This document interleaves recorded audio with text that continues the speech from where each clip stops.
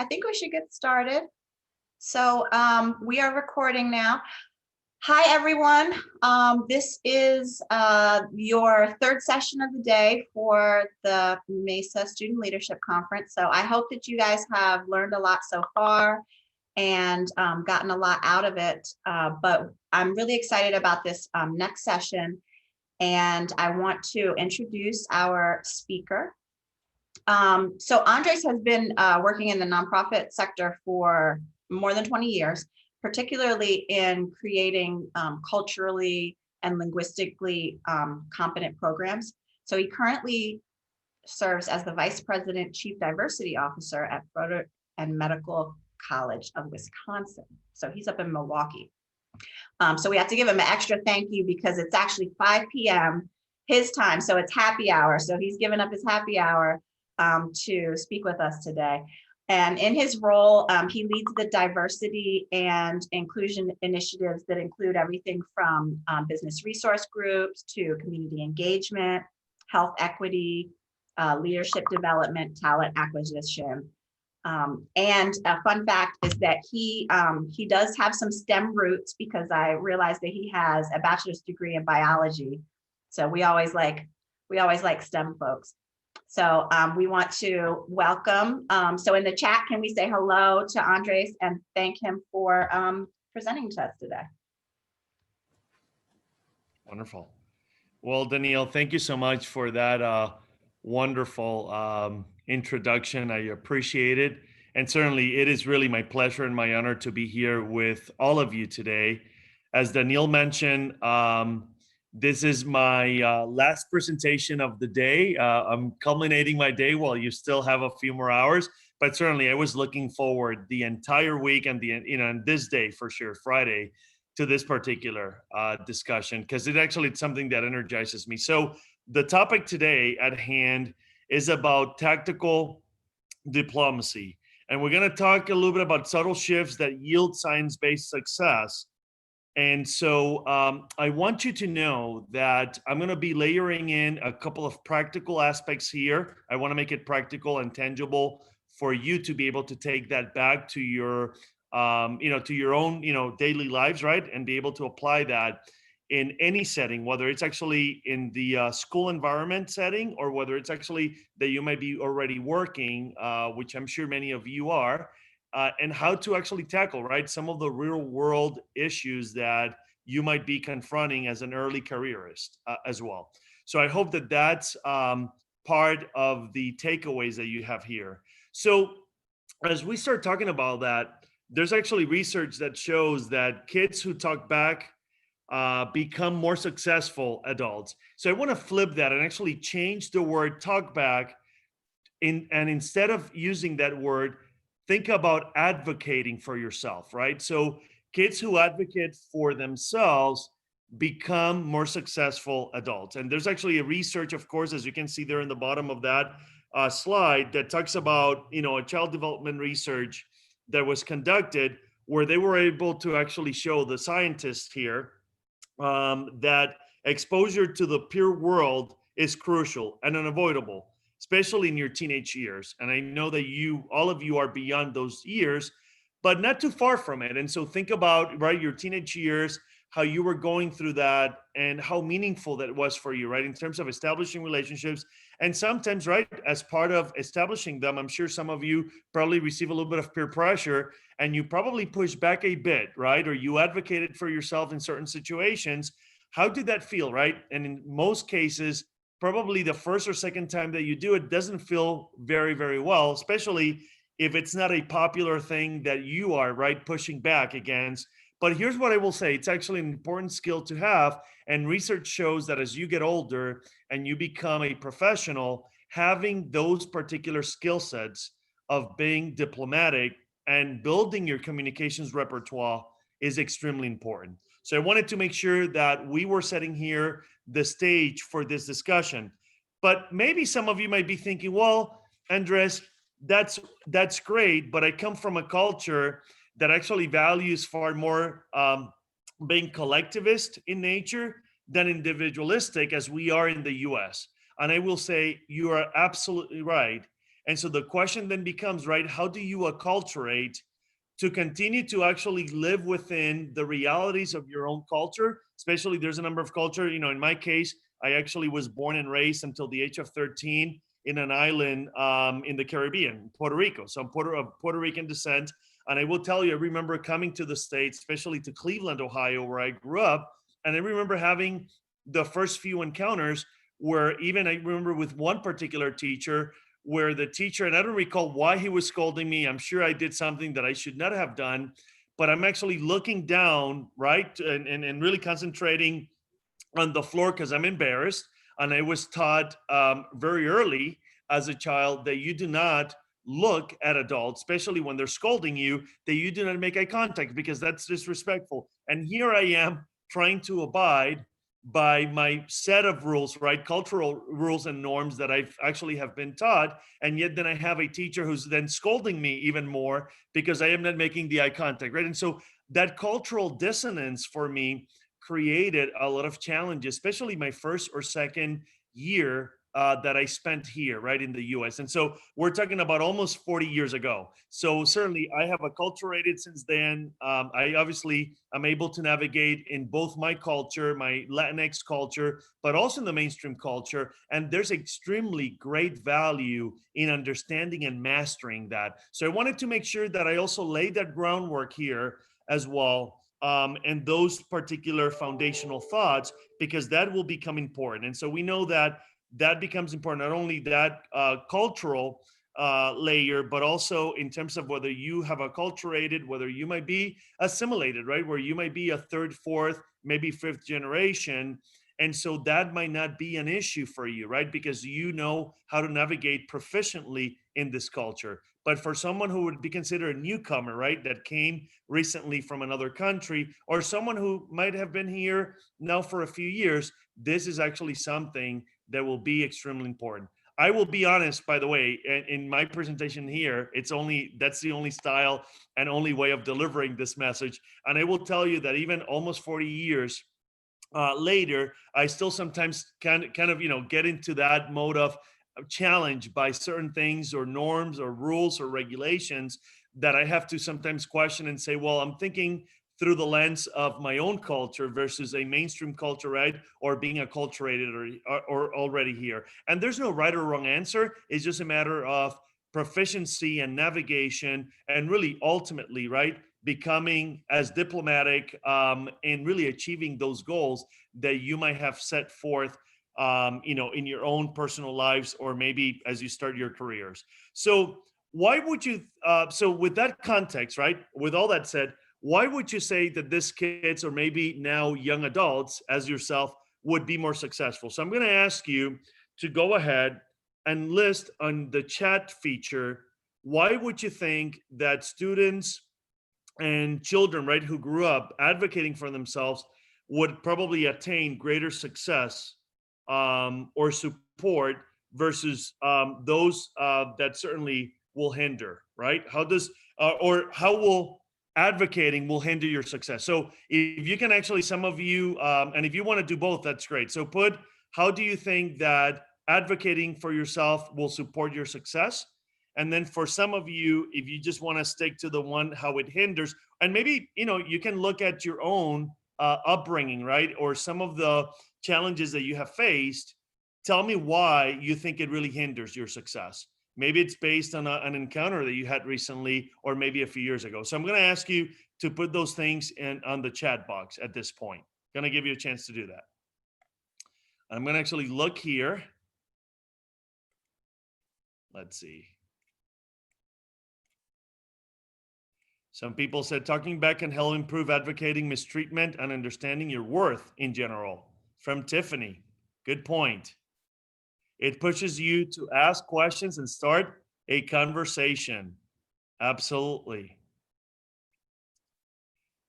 Hinder, people who talk back can express their needs better, and talking back supports success because it gives you an opportunity to stand up for yourself. Absolutely. Advocating for yourself helps you get into the mindset that you deserve better, right? Absolutely. Great points. Great points. Good. Good, absolutely. So that's important, right? I mean, and so we have been so far talking about the importance of that advocacy, right? Self-advocacy for you to be able to be successful. I will tell you, I've been in situations where, for the most part, that advocating for myself has been extremely helpful, right? And has really ensured my success.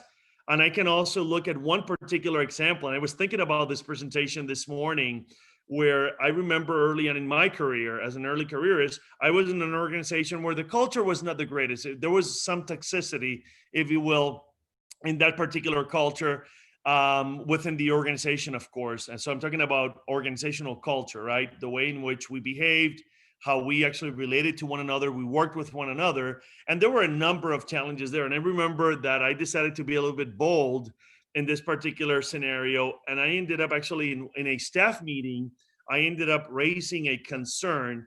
And I knew, because I had been having, right, the water cooler chat, as they say, right? Everyone had been kind of talking about this particular issues, kind of the elephant in the room. And I ended up actually trying to be bold enough, courageous enough. And I actually became the spokesperson, right, of that particular situation during a staff meeting with our manager.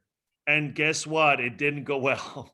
Our manager ended up actually, unfortunately, as they say, right, do not shoot the messenger. Unfortunately, all those arrows came my way. And I learned very quickly, that I had to be extremely careful, especially in that culture with that particular manager, that if I needed to actually manage something up, right, advocate for myself, that I needed to be careful how I brought those issues up, because this was actually an individual that personality was very volatile and, would actually explode within a, in a meeting context there. And certainly would, you would be embarrassed. And so I was certainly extremely embarrassed by the situation. So I want to make sure that, that I'm also honest about, the self-advocacy, that for the most part, yeah, you should do it. It's something important because you want to make sure, right, that you're treated with dignity and respect, and that your concerns or your added value is taken into consideration. But I think you also have to be careful, right, and really explore further the context and the culture in which you're actually delivering that message. And it's more about delivery of message than I think it's actually about speaking up in general. And I made that mistake. I did not assess really the context in which I was making that particular comment. And as I learned later on from my manager, the feedback was that I ended up embarrassing my manager. And so, in order to not lose face in front of everyone else, then of course, she made me the example. So as you could imagine, it not only terrified me, but it terrified the entire team. And so for the next year or so that I was in that particular organization, I was fairly quiet. I decided to kind of, fly under the radar, as they say, because I didn't feel comfortable nor acknowledged or supported in that culture. So just wanted to make sure that I provided that perspective too here. And again, thank you for all the comments that are coming in through the chat box. Thank you so much. Great comments. So here's what I will say: 50% of workers. So I'm going to be mixing here a little bit of the presentation from a employer perspective, but I'm also going to come from a student perspective too. So I'm going to give you both scenarios here. All right. So 50% of workers have left a job to escape a bad manager, according to Gallup. Gallup, actually, for those of you who might not be aware, it's an organization that conducts surveys. Actually, they are known for conducting climate surveys or engagement surveys in most organizations in the United States and actually in the world. So they have an international platform. And I actually have used Gallup in the past in some of my other healthcare systems. And I will tell you that it is very true. Actually, there's most people will tell you that they will leave a manager, not the organization, right? Not the job, not the organization. There's certainly a lot of truth to that. I think that managers sometimes also reflect, right, the culture in which they probably grew up. And if it's fostered there, right, hence why the manager is behaving badly, right? And you're leaving that manager, certainly I think it also speaks to the organization. So I don't want to leave the organizations off the hook on this one, but I think that ultimately, right, your experience with your manager, same thing with you as students, right? With your teacher or your peer learning community, your fellow students really becomes the big difference, right? And whether you feel nurtured, whether you feel that it's an environment that will allow you to be successful or not. So I wanted to make sure that I put that in context as well. And we know that 3 times you are probably individuals are 3 times more likely to be engaged at work when managers maintain reliable and meaningful communication with their employees. Again, communication, it's key. It has to be reliable. And another piece that I think it's important is authenticity. And Danielle and I were having a discussion earlier about one of the discussions that some of you attended earlier today around the imposter syndrome, right?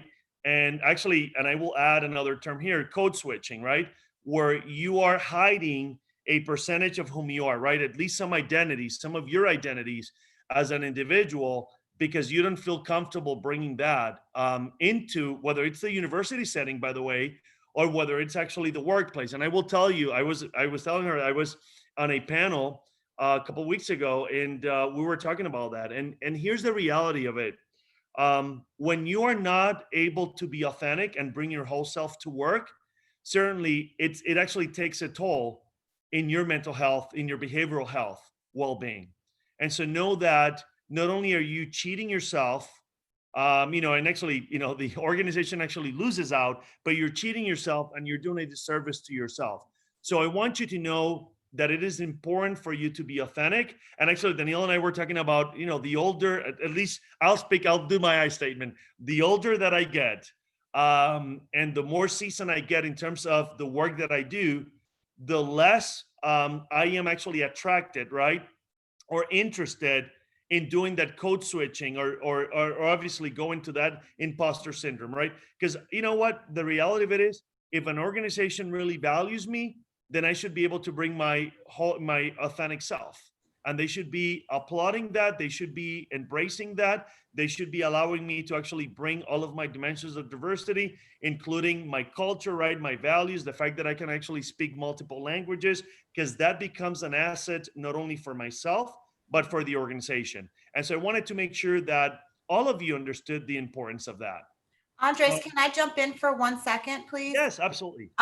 Maybe if we could give a very concrete example of what code switching is, like for instance, your work voice versus your non-work voice. Yes.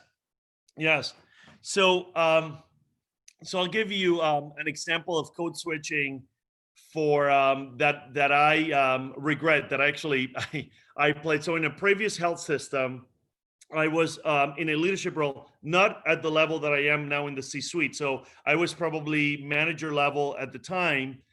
And I was in a team where there were a couple of individuals, including actually my leader, who certainly had very strong emotions and views about newcomers, immigrants. And this actually, by the way, it's a healthcare system. So I want to stress that, right? And this is, obviously in this particular, in our field, for those of you that are interested in going into healthcare, understand that we have mandates by the federal government where you have to provide interpretation services, right, for limited English proficient individuals as you provide care. That's actually something that you have to provide free of charge. So I am coming in thinking, well, this is a great organization. I'm going to be embraced by my team. I come into a meeting. We're talking about actually community-based efforts. And I actually started going down the path of diverse communities that we needed to serve. And I quickly get shut down by a leader about the need to do that, basically. And I remember sitting there and really being taken back by the comments.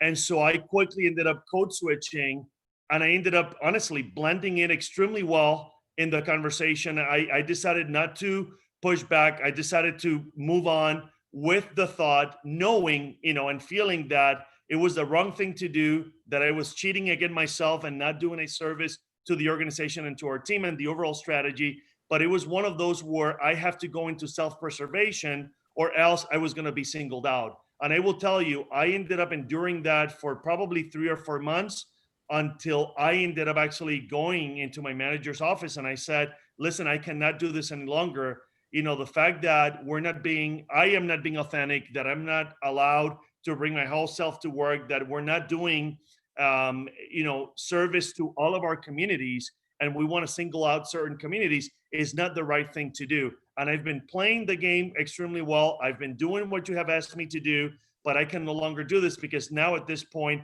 it was really taking a toll in terms of my well-being, to the point where I was actually, honestly, not sleeping well at night.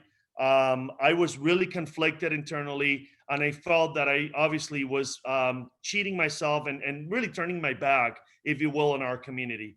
And so these are things that are real, that people do experience. Sometimes it might be around race, where you might negate the race or ethnicity that you belong to, because it might not be welcome, right, or appreciated in that setting. And so people do code switch, right, which basically says you are hiding and protecting that identity and keeping it from floating up, right, from being from coming out into its full fruition, for the sake, right, of keeping peace, going along, not obviously, right, standing out, if you will, in your teams. And so code switching obviously has and takes a toll in people's lives and in terms of their behavioral health and well-being. So know that that's a reality, and that is something that now, again, because I'm getting older and more seasoned, I am much more comfortable to speak out and sometimes be the conscience of my team and say, no, time out.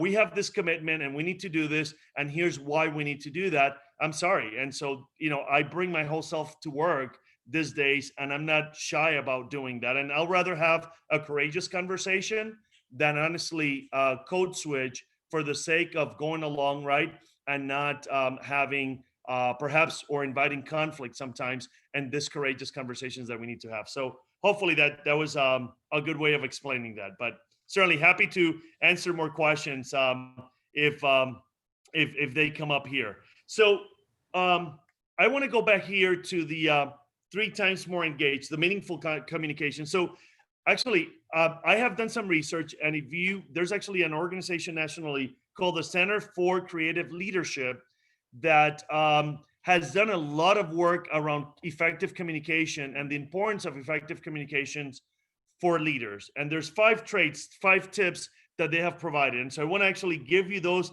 as practical things that you can take with you moving forward, that will profoundly change the way in which you communicate, how you show up, and how you will actually provide, right, or give permission, right, to your voice to be heard in that particular kind, in particular tables that you might be sitting around. The first one is communicate relentlessly.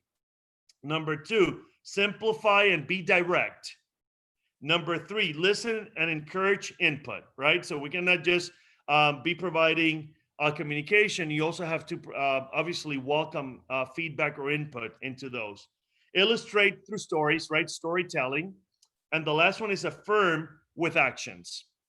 And that becomes important because I will tell you, some of the best managers or leaders that I have had are people that are very transparent in their communication, and especially when it's a tough communication or message that they have to deliver, that they're willing to actually go out right away, provide those messages, and be authentic and vulnerable, actually to the point where I have one particular leader that happens to be a mentor. And I remember being in a situation where we needed to actually look at reductions in force, so cutting staff, and our team needed to cut 2 FTEs. So 2 people from our team were going to be leaving. And this person came in and literally kind of almost broke down in front of the team, because this was a true leader. I mean, a serving leader who loved the team. We had great chemistry. We got along.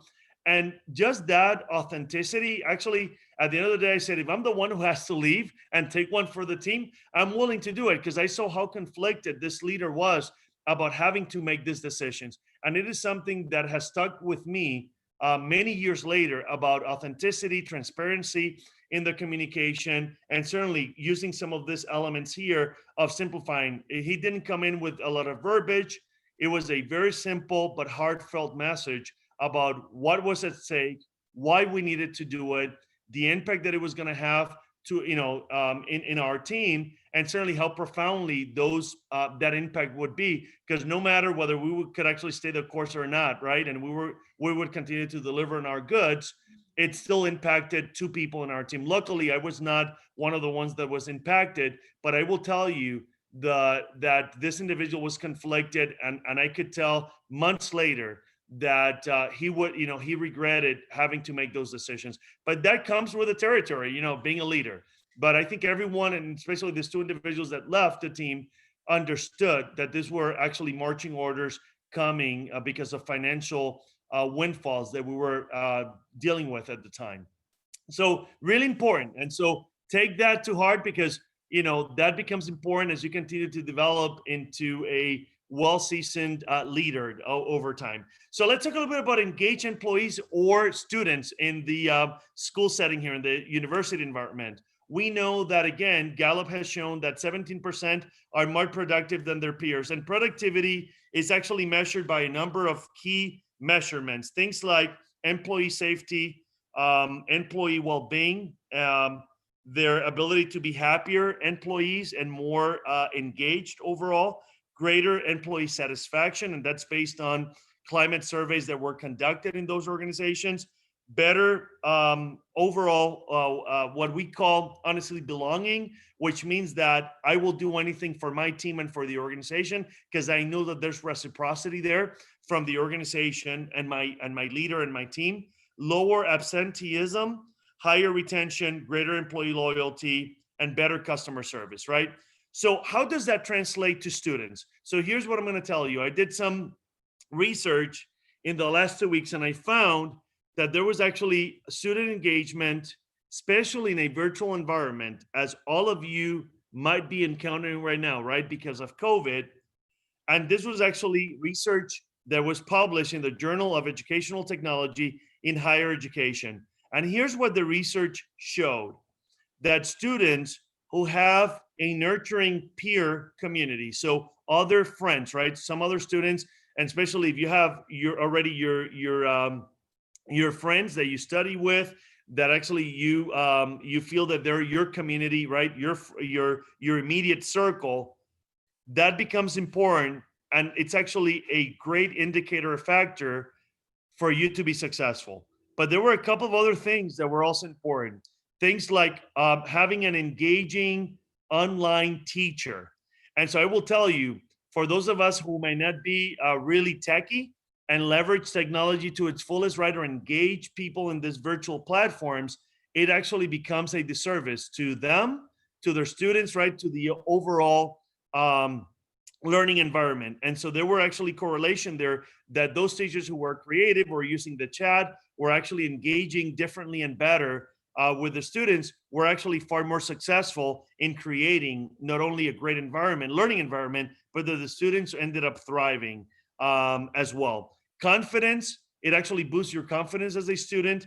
And then also life load and course design. And actually it's interesting because life load had to do with, what other major things are you dealing with? Are you a student that is also working full-time, right? It also took into consideration whether you had children or not. And so certainly if you were a student that also had children, or that you also had other, work, the more factors that came into play, they became, right, competing factors, if you will, with your student identity. And so certainly those of you that are only students, and I know it's not easy because you're probably taking a lot of courses per semester, that's pretty much kind of your job, right, if you will. But those of you that actually have multiple priorities, just having that and having to prioritize, or to really be very mindful of how that impacts your ability to stay on course, to be, to do your homework, to be able to finish your papers, research papers, really gets impacted. So I just wanted to put out there that certainly that is something for you to be paying attention. And certainly right now, with being in a virtual platform and world as we're living, right?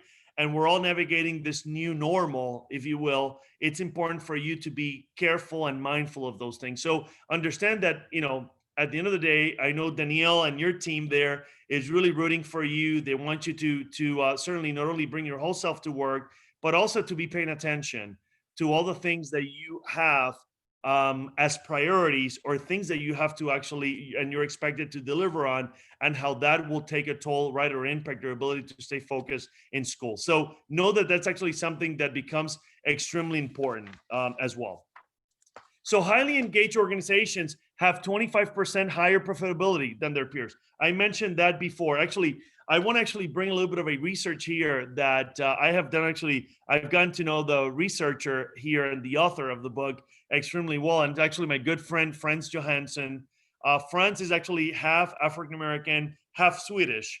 And he actually spent and actually grew up, I think it was until his teenage years in Sweden.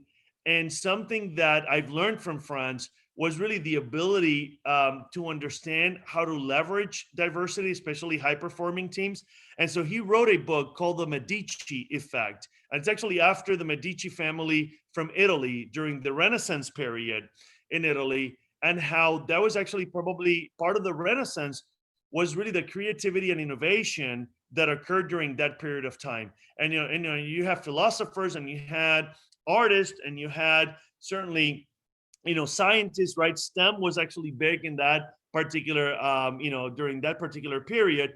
And it was actually kind of the amalgamation, right? When you combine all those elements together and all of those individuals, that's what really allowed during the Renaissance, right? That rebirth and the ability to be creative, and innovation actually resulted out of that. And so he wrote a book where he has done research primarily with employers, where he has shown that diverse teams will outperform 40% of the time all of their counterparts that are homogeneous, right? Where you might have just one culture in those particular teams. And he actually was able to quantify and qualify that by looking at the research of the projects that those diverse teams took on. And so you have organizations like Frito-Lay's there. And so he's actually, elevating. I don't know how many of you remember, maybe you might not remember this, but there was actually one particular period of Frito-Lay's where they were struggling. They were losing market share to a number of other potato chips companies. That's a big deal for Frito-Lay's, right? And so they were struggling with it. And so they went back to some of their teams, and they actually engaged their business research groups. And this particular one was the Latino one. And the Latino group actually came back and said, what about the guacamole chip? I don't know how many of you have tasted the guacamole chip. It's fairly decent if it's the Lay's brand. I've tried it. And certainly what happened was they actually were able to start regaining market share. It became a new product that people obviously ended up purchasing because they liked it. They could relate, right, to guacamole, especially our Latinx community. So just showing you an example of that. And there were countless of other examples that he was able to do there. But at the end of the day, it was about the creativity, innovation, better quality, higher sales in this case, and certainly the ability, right, to be profitable and to be successful as an organization. And more importantly, organizations that valued their employees. And so know that that is something that as you start kind of becoming professionals, right, and looking at where do you want to go? You want to go to organizations that will value who you are, that will allow you to bring your whole self to work, right? And that you're able to leverage that in partnership with your teams to be able to provide better products or provide better services, right? Depending on the industry that you go into. So just wanted to actually highlight that. So we're gonna actually start shifting here to a couple of other things that I wanna actually cover here on the latter part of the presentation. And it has to do with the ability for us to learn how to communicate with diplomacy, right? And how to do that effectively. So here's an example of, I heard your thoughts and here's some additional ideas, right? Thank you for the information. So this is a manager has an idea that would do more harm than good to a project. How would you politely push back? And so I want to flip it. Instead of a manager, I'm going to actually ask you to think about right now as a student. You are in a group you're asked to put together a research paper. You're actually given a business case, right? A STEM related case, and you have to solve for it. So think about that, being part of that team, and someone actually there brings an idea that you feel is going to actually derail you or not yield the right results, an outcome that you want to provide, right, is the recommendation. Tell me how you would politely push back. So I'm going to ask you right here in real time to provide your thoughts here on how you would do that. So go ahead and enter in the chat, again, as a student and part of that team, how would you actually politely say to that other teammate, you know what, that might not be a great way or a good recommendation? What would you do? How would you politely do that? I'm going to wait until I get one or two. Here we go. Let's see. Thanks for the feedback. But have you considered ... Absolutely. Ask a question. Absolutely. Diversity as a business case. Hey, I didn't know we can do so. And so, okay, then you can provide or offer yours. Thank you for the recommendation, but I have some questions about ... Absolutely. That's right. Because, you know, what I'm sensing here, and all of you are right, all of you actually are bringing back the recommendations that, right, you want to affirm that individual that, you know what, I've heard you. So I don't want to invalidate your recommendation or feedback, but it might not be right, but we might want to go down this other path, right? So at least you are acknowledging their recommendation.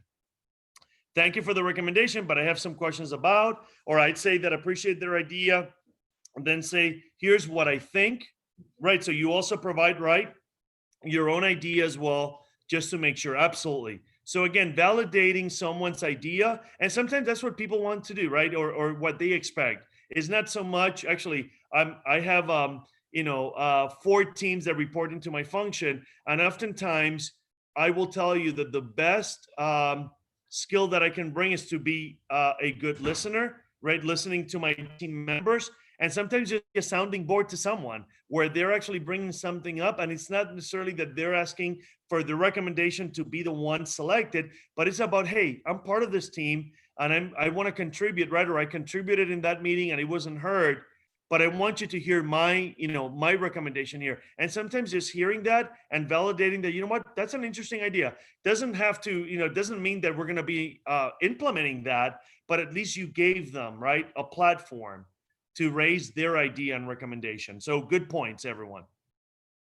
So here's what I will say. Up to 18%, there's actually research that shows that up to 18% of you would probably make more pay due to being disagreeable, again, or being an advocate, right? Pushing back at times. So again, having that skill or building the skill and being diplomatic on how you deliver that becomes important. And certainly research shows that it might actually pay you far more. So how would you push back against the unpredictable personality and remain successful? So I'm going to ask you that question. So I'm going to ask you to put it on the chat box here, because I think it's important. And I have a couple of ideas that I want to share with you, but I want to hear from you again. So tell me, how would you push back diplomatically with someone who has an unpredictable personality? So someone, to my earlier example, right, when I opened up about the first organization that I worked for, that was a community-based organization, and having, a leader with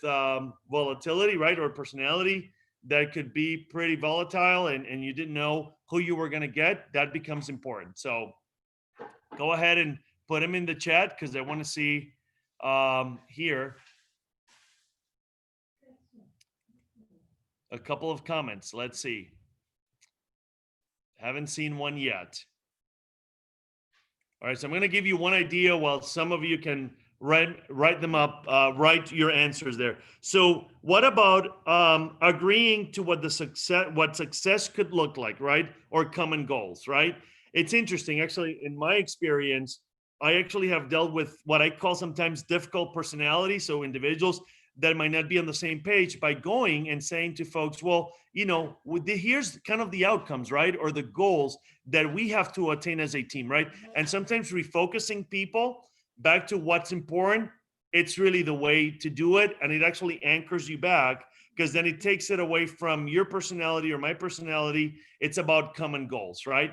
And the beauty of negotiating that. Someone put here, I hear you and understand where you're coming from. A statement that sheds emotional intelligence towards the individual. Good point, Jeanette. While I do respect your views and ideas on this project, I think it's good to consider that. Absolutely. Good points. Those are two great points. And that's what's important here, right? Again, we're not entering here the conversation, right? In this particular scenario, to be controversial and to continue to polarize, right? The conversation or our ability, right, to work as a team, as a high performing team. But it's important that you're able to actually sometimes be able to deliver some of those key messages. We call that in our organization having courageous conversations because it's important. Someone else put, I think. Can I jump in with a question? Yes, absolutely. I think that this is a perfect time for this one. It says Yeah. oftentimes women who speak up for themselves in academia or the workforce are considered bossy and other similar terms. How can women, as well as everyone else, advocate for themselves without having people perceiving them negatively? Good point. That's a great point. Actually, there's research that shows that that's very true. That when women, in terms of gender equality or race or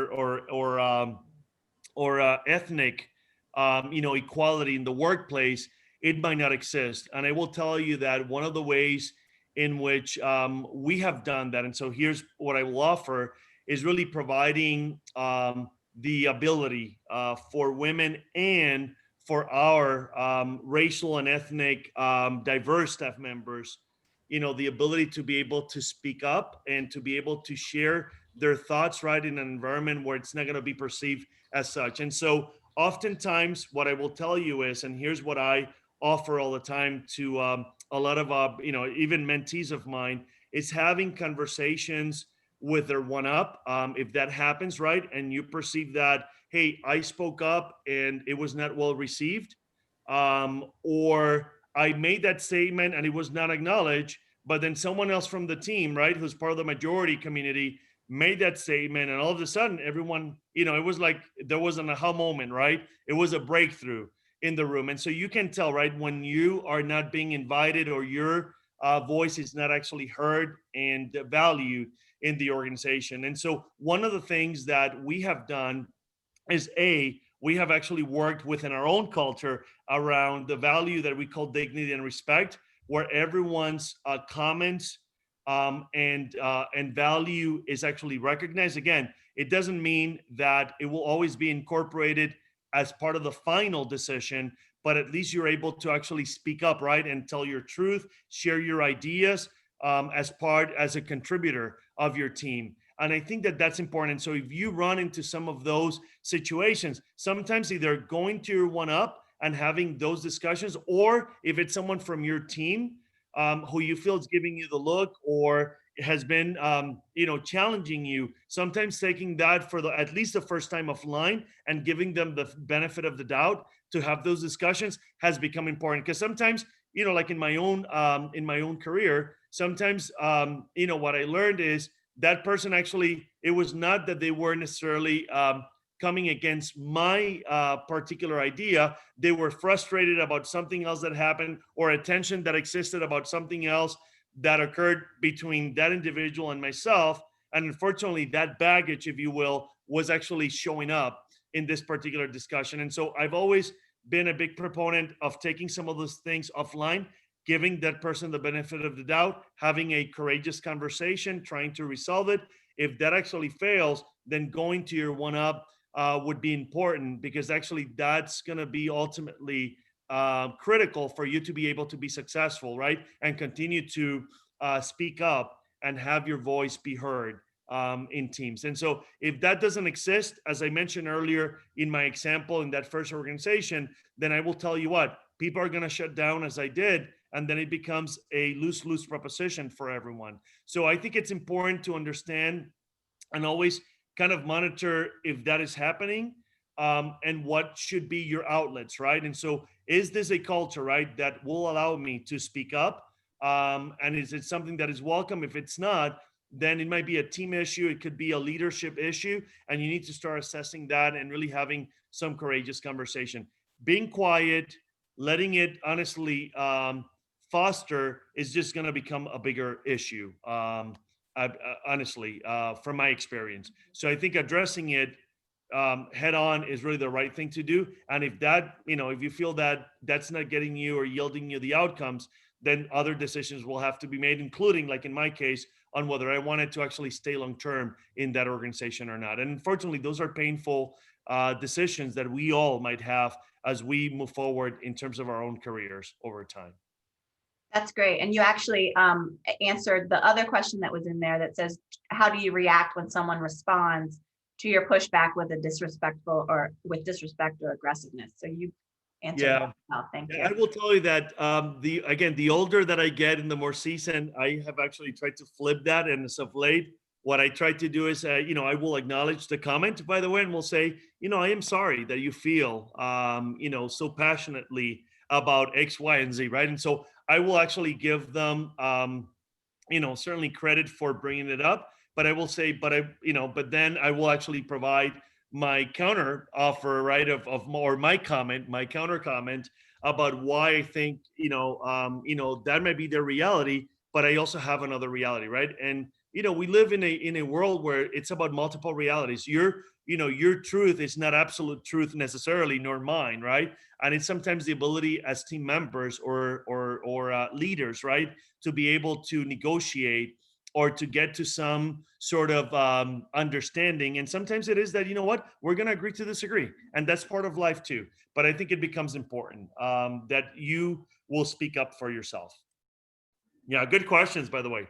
So here's what I want to do now. I want to actually give you a practical tool that hopefully will help you to continue to build on your diplomacy as you become a better communicator over time.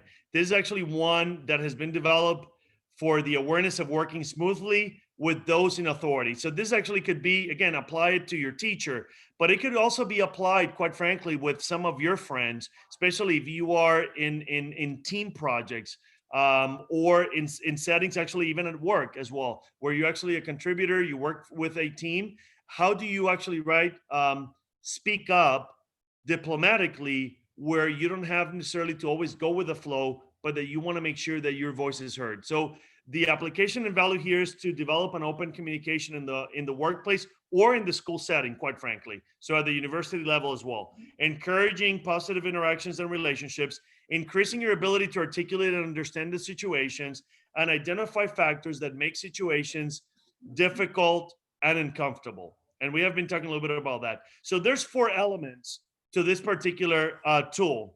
And actually, by the way, we apply this tool in our own healthcare system. Actually, our business research groups, a lot of our employees, especially diverse employees, are already applying this particular one. And I saw in real time, actually earlier this week, how someone was actually pushing back very diplomatically to not only get their point across, but they were able to actually influence the conversation so much so that their point and their recommendation was the one that ended up getting adopted. And it was the right recommendation to be adopted by that team. So I actually went back and said, hey, I saw how you brilliantly used the pushback translator tool, not only to articulate your own, obviously, to insert your voice, right, and to really your thought leadership here, but how you profoundly were able to shift some of the thinking here of your team. And this particular group was actually one of our BRGs to ultimately land in your recommendation. So the first piece here, the first element always has to be the agreement to honesty upfront, right? So, in our settings, especially where I work in our healthcare system, as part of our highly collaborative culture that we have, we not only treat each other with dignity and respect, but is a culture where you can speak up. And speaking up means that you can tell your truth, you can be honest, you can bring your authentic self to the workplace. And that is important because honestly, if you're not able to bring or operate in honesty, then what are you going to be able to do, right? Then you have to, again, walk on eggshells. You might have to actually, again, push some of your own identities, right? And push them down because they will not be necessarily welcome in this particular setting, right? Whether it's the university, whether it's actually the workplace. So honesty up front becomes extremely important. It's foundational. Also discussing the intent before content. So what is the why before the what, right?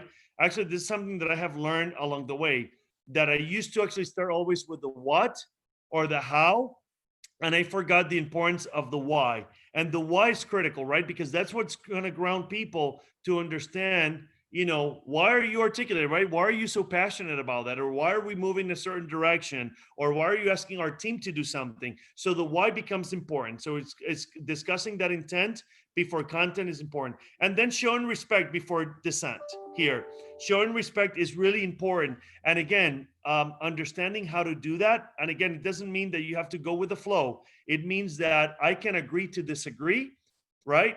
Which is the fourth one here, of earning permission to disagree, but it's about doing it in a respectful manner. I have had probably some of the most profound conversations with team members and other leaders where we have honestly, at the end of the day, have disagreed wholeheartedly on either a solution, what we needed to do, but what we knew was that we were willing to listen to one another, and that became the basis for our interaction and exchange. And ultimately, you know what? Maybe we completely disagree. In some cases, we have been able to kind of meet in the middle, negotiate. In some cases, actually, people have been able to really shift my thinking and my heart in terms of, where we needed to go. And I said, you know what? That's a better idea than probably what I'm bringing here. And I need, right, not to let my ego get in the way, or pride, right? And so it's important that you're willing to recognize that. But again, unless those are tenets of your team here and how you operate, you will never get there. So those become important, those 4 steps, to be able to do this effectively. Respect does not mean that you have to soften your disagreement. Again, I've mentioned that, right? I can still disagree.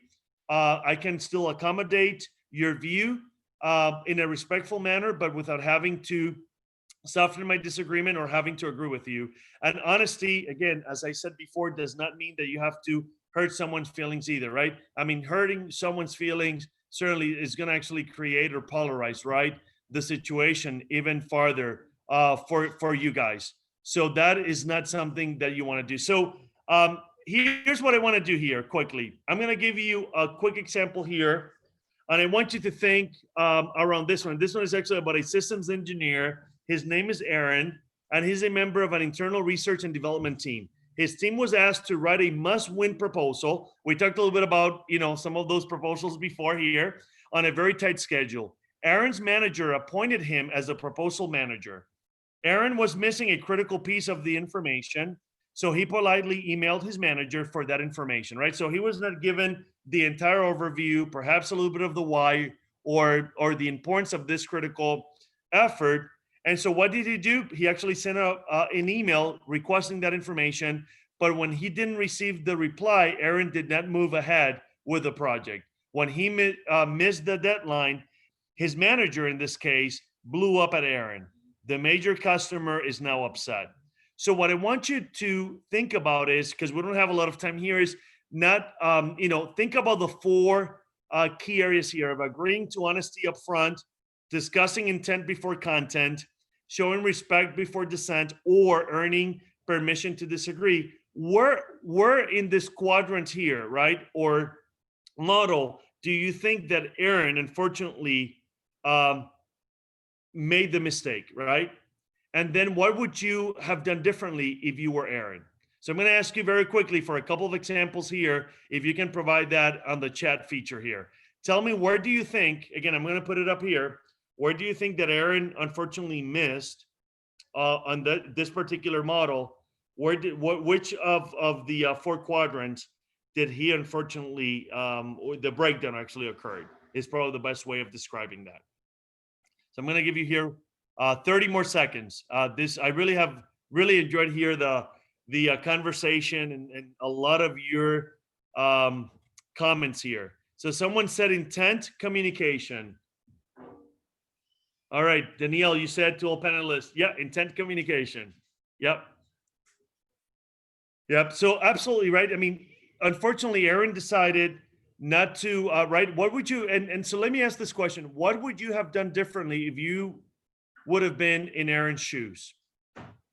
I could have discussed the intent of how the information was crucial to the proposal. Good point. Yeah. So this is from an Aaron talking about this particular Aaron who didn't get it right. That's a great answer. Great answer. I could have discussed the intent. That's all right. That's right. All right. What else? Anything else? Here's what I would say. If I would have been in this situation, I would have said to my manager, hey, you have not replied right. I mean, certainly in this virtual environment, I probably would have texted my manager, hey, I don't know if you have seen my email, but I need some information right before we proceed forward with the proposal. Or I would have actually called them, right? I mean, calling them as well, or maybe getting on a WebEx or Zoom call, right? Asking for some time to discuss this further, right? But not acknowledging that or allowing or thinking that, hey, I asked for the information, it was not received. Guess what? I cannot move forward. Is not going to cut it, right? It's not going to be and cannot be the simple solution to this particular problem, because ultimately people are expecting projects here. So with that said, I'm going to say to you, hopefully you were able to gain some key takeaways here. Hopefully this has been extremely helpful and practical for your own not only learning as a student at the university, but also that you can put it into practice in a real scenario, whether it's actually, as you continue to work in teams, and or whether you're actually working already and you're dealing with some of these dynamics in your own workplaces. So thank you so much. Thank you for being such a great participants. And at this time, I'm going to turn it over to Danielle.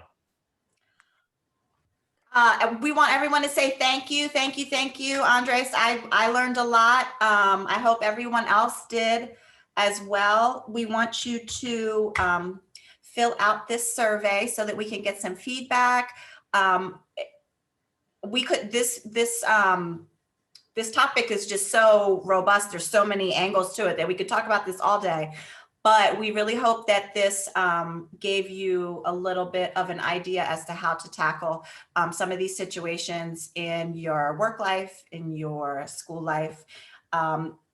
Again, thank you, Andres. We appreciate it. Again, do the survey.